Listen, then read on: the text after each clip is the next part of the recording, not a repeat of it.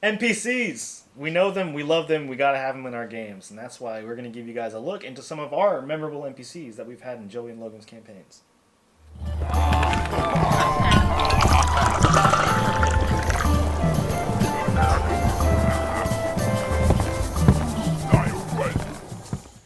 Welcome back, fellow adventurers, and welcome to the Revelry. Today we will be discussing NPCs that we feel are very memorable and dear to our hearts. Who would like to start? Okay, let me give you As the player, yeah. let me give you a spicy NPC that I've always loved, and this one comes from Logan's campaign. I think this is going to be very expected, and that is Alston. Our fellow traveling companion for a very lengthy part of our journey from the very beginning of the game.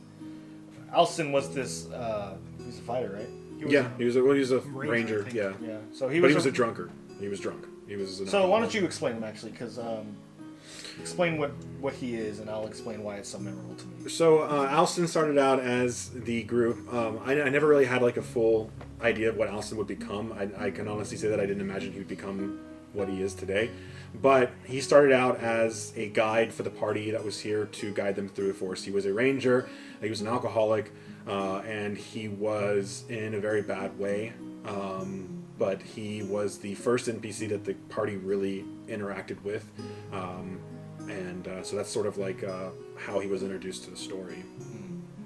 And along the way, we just got to know him more, and we got to know a lot about his character and who he is as a person, and his drivings to what makes him do the things he does. He was in a relationship. They got... Well, we came to find out that his husband, John, had been murdered, supposedly. Right. Was that the cause of his drinking? Which I think, I think that was the cause of the guy's drinking, right? Yes. That was the cause of his drinking, was that he had lost his husband. Right. As we come to later find out, his husband actually was spoken to by a celestial being, telling him that Alston's soul was important for the closure of this one gate, and he could not be around for whatever reason. I don't think we've covered that part yet, but he could not be around, or else, the whole ritual wouldn't work, and so that's why Jean faked his death. Yeah, and Alston took that really hard, and it caused him to drink and become an alcoholic. But, all that aside, he was just this valiant character.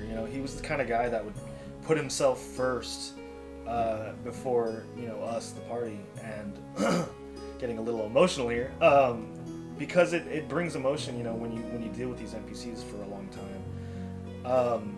Long story short, our party found a gateway into the future. Well, not found, we stumbled into one. And in this future, this alternate future, things were destroyed.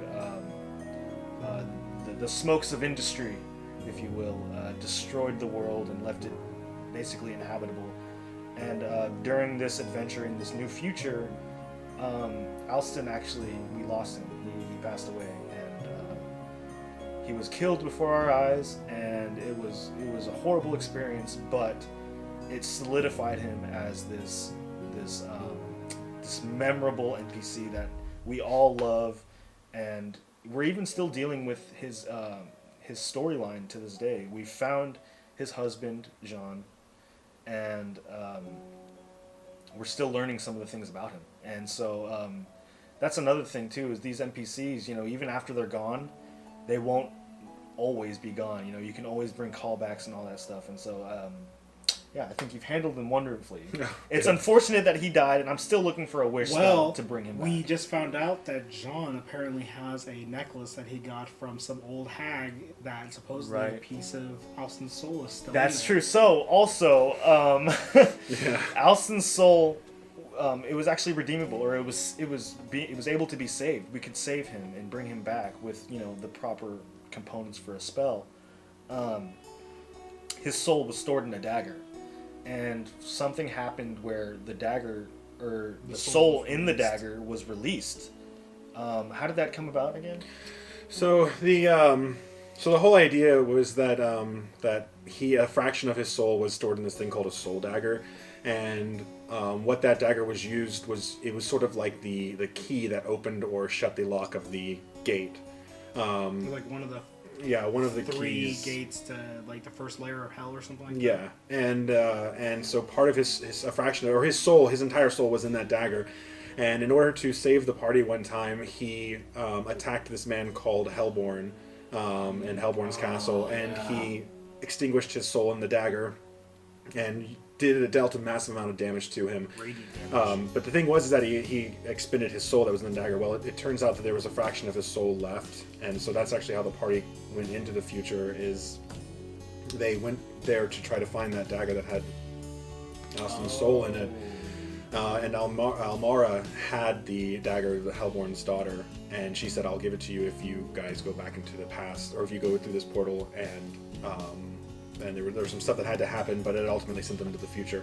Anyway, long story short, they came back, and some stuff happened, and Almira ended up expending the rest of this. She pressed the activation button on the front of the dagger and expended the rest of Alston's soul. And so right there, the party thought that was it. Alston was gone, never going to be able to bring him back. And then that maybe was a like year, 2 years ago. Yeah, 2 years ago down the line. And then This isn't just one of the recent games. Like and last month. then just like last month, we found out that a piece of Alston's soul is still with Jean. Oh my god, such a good revelation, and not only that, but because of who was the one that gave him this dagger, right? Or said that, informed him that there's a soul in this. Yeah. It was actually Another NPC, a future version of our current players, which is no, it was a future clone. It sounds ridiculous. It sounds so stupid, but we shit you not, it is not stupid.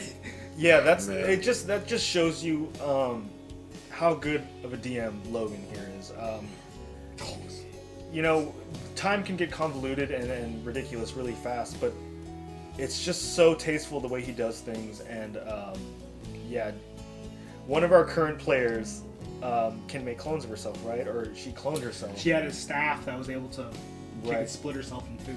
Yeah. Yes. But it actually split her essence. Yeah, so it cut all of her stats in half to do this, except for her spellcasting ability, but like her intelligence and like her strength and everything, and her health. They cut those in half to create as like a simulacrum of herself. And so the party went back. There's a lot of time travel in this campaign, but the party actually ended up going back in time. And while they were back in time, this staff had absorbed enough of this player's essence that it was able to create a viable clone of its own.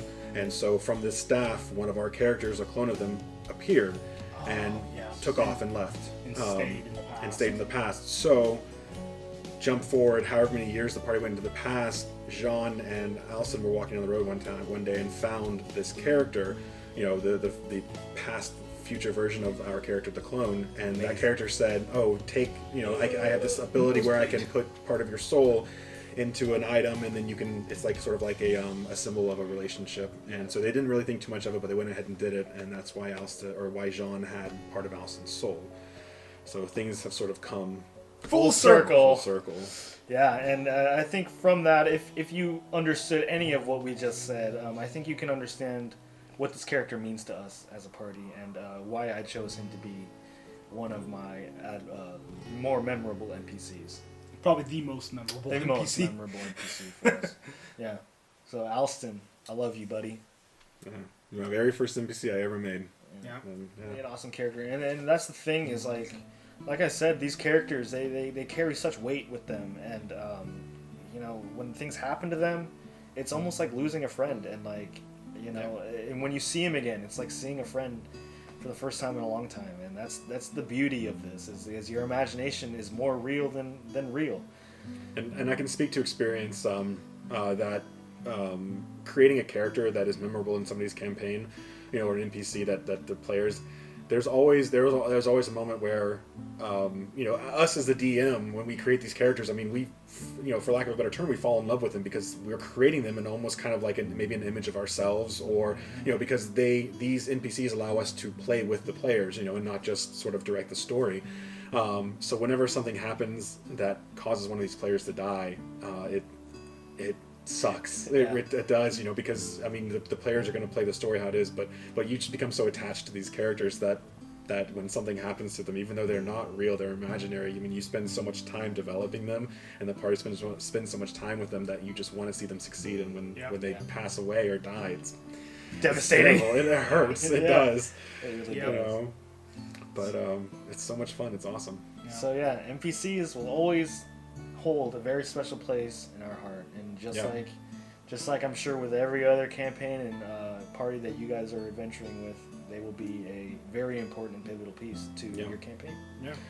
That being said, if y'all have any NPCs that in the games that you have played that you want to tell us about, I mean, we love reading about NPCs and we love D&D. So leave it in the comments, a description about them, why they're important to you and what you love about them.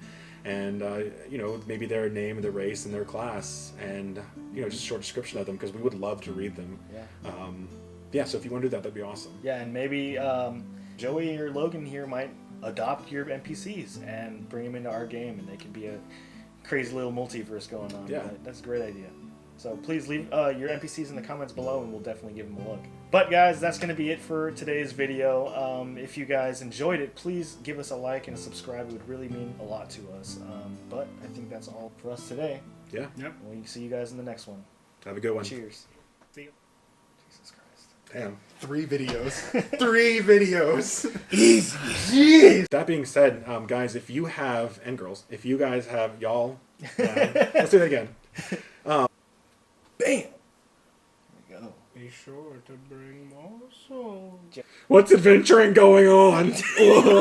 Welcome to Adventurers Revelry. Welcome to the. Okay, welcome back, fellow adventurers. On this episode of fuck. Okay.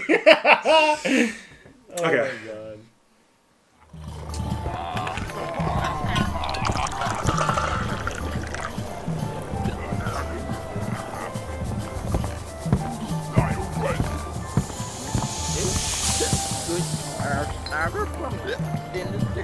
Oh, come on, you've had enough.